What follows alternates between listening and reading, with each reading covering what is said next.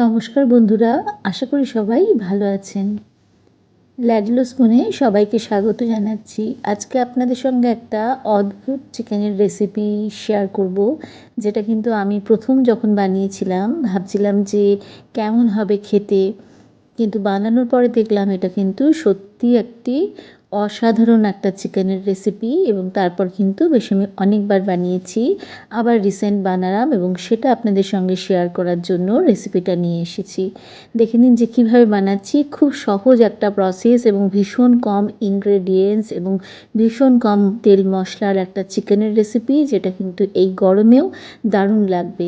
দেখুন, এইভাবে চিকেন, পেঁয়াজ এবং বেশ ৬-৭ কোয়া বড় বড় রসুন দিয়ে আমি চিকেনটাকে সেদ্ধ করে নেব।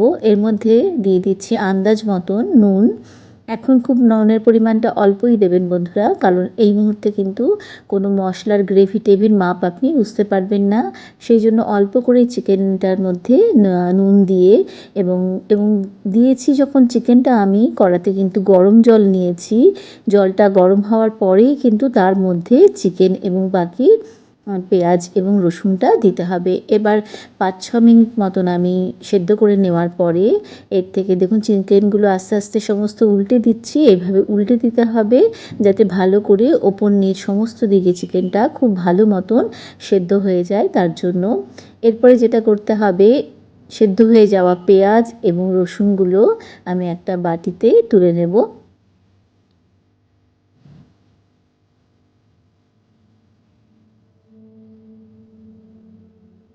যেহেতু পেঁয়াজ সেদ্ধ হতে এবং রসুন সেদ্ধ হতে খুব কম সময় লাগে চিকেনের তুলনায়, সেই জন্য এই দুটো কিন্তু এবার তুলে নিতে হবে। দেখুন, এইভাবে চিকেন থেকে তুলে নিচ্ছি। রসুনটাও তুলে নেব এর থেকে। এইভাবে কখনো চিকেন রান্না করেছেন কি না আপনারা যদি কমেন্টস করে জানান, তাহলে কিন্তু আমাদের বেশ ভালো লাগবে। অবশ্যই আপনাদের কাছ থেকে এই কমেন্টসটা আশা করছি। দেখুন, সমস্ত রসুনগুলো আস্তে আস্তে তুলে নিচ্ছি।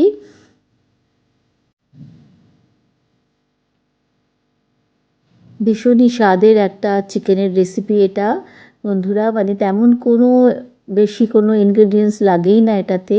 এবার তুলে নেওয়ার পরে আরও ৪-৫ মিনিট আমি ঢাকা দিয়ে চিকেনটাকে সেদ্ধ করে নিয়েছি। যতক্ষণ না চিকেনটা সেদ্ধ হচ্ছে ততক্ষণ ঢাকা দিয়ে সেদ্ধ করে নিয়েছি। নেওয়ার পরে যে স্টকটা রয়েছে, চিকেন স্টকটা, সেটাকে আরেকটু ঘন করে নামিয়ে নিয়েছি। এরপর একটা অন্য প্যানে আমি ২ চামচ মতন ঘি দিয়েছি। এটা কিন্তু হোয়াইট অয়েলেও হয়, হোয়াইট অয়েলে রান্না করার কোনো অসুবিধা নেই। এটা আমি ঘিতে করছি। এবার ২ চামচ ঘি নিয়ে নিয়েছি। খুবই অল্প পরিমাণে তেল মশলা লাগে। দেখুন, দেখেই বুঝতে পারছেন যে আমি কত কম তেলে সমস্ত রান্না করছি, যেটা কিন্তু গরমের জন্য খুবই উপকারী এবং খেতে কিন্তু তার জন্য যে খারাপ হবে বা কিছু তা না, অদ্ভুত সুন্দর খেতে হয়।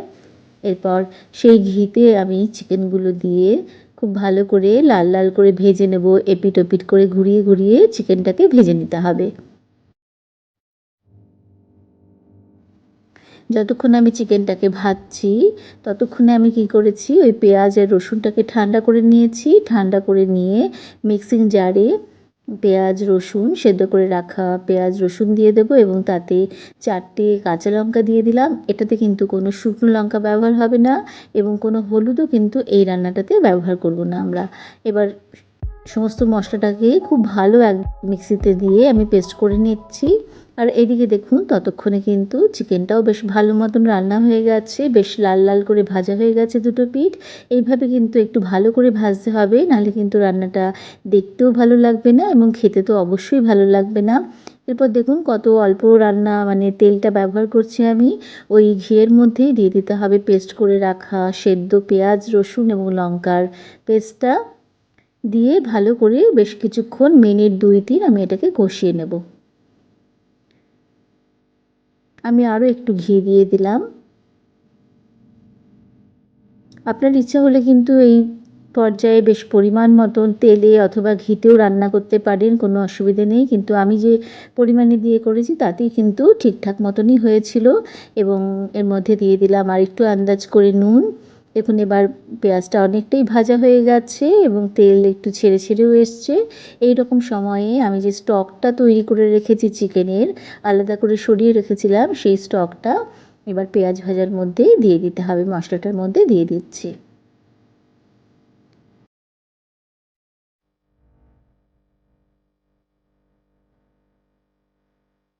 এবার স্টকটা দেওয়ার পরে আমার মনে হলো এতে আরও একটু জল অ্যাড করতে হবে, সেই জন্য আন্দাজ করে আমি আরও এক বাটি, ছোটো বাটির এক বাটি মতন জল এতে অ্যাড করেছি। দিয়ে ভালো করে মিশিয়ে দিয়ে একটু জলটা ফোটা ফোটা অবধি ওয়েট করেছি, তারপরে এতে অ্যাড করে দিচ্ছি ভেজে রাখা চিকেনগুলো। দেখুন কত সুন্দর দেখতে লাগছে, এই রকমই কিন্তু ভীষণই সুন্দর একটা রান্না, দারুণ দেখতে লাগছে দেখুন। এবার দিয়ে দিয়েছি লেবুর রস। লেবুর রস এখানে আমি দেখিয়েছি 1 চামচ, কিন্তু এতে আমি 3-4 চামচ মতন লেবুর রস দিয়েছি। সেরকমই দিতে হবে, কম লেবুর রস দিলে কিন্তু স্বাদটা অত ভালো লাগে না। এরপর দিয়ে দিয়েছি 2-3 চামচ, বড় চামচে 2-3 চামচ দই আমি খুব ভালো করে ফেটিয়ে রেখেছিলাম, একদম পাতলা করে ফেটিয়ে নিয়েছিলাম। সেই ফেটিয়ে রাখা দইটা এর মধ্যে দিয়ে দিতে হবে। দিয়ে এবার ঢাকা দিয়ে আরও মিনিট 5 আমি রান্না করে নেব। বুঝতেই পাচ্ছেন যে মশলা কত কম এবং কত কম তেলে এই রান্নাটা হচ্ছে, কিন্তু যতক্ষণ না রান্নাটা তৈরি হচ্ছে এবং আপনি খাচ্ছেন এবং সেটার স্বাদ কিন্তু আপনি বুঝতে পারবেন না, এবং রান্নাটা হয়ে এলে কিন্তু রঙটা দেখেই আপনি বুঝবেন যে কত সুন্দর একটা রঙ আসছে রান্নাটার।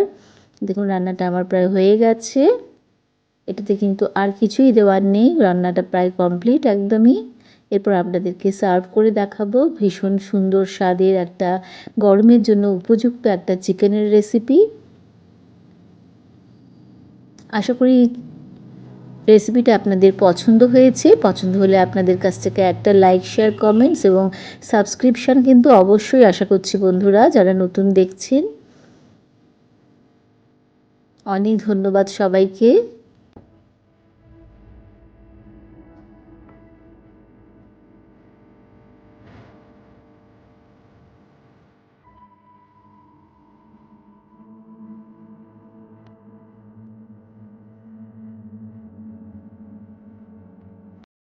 খেতে কিন্তু দুর্দান্ত হয়েছিল।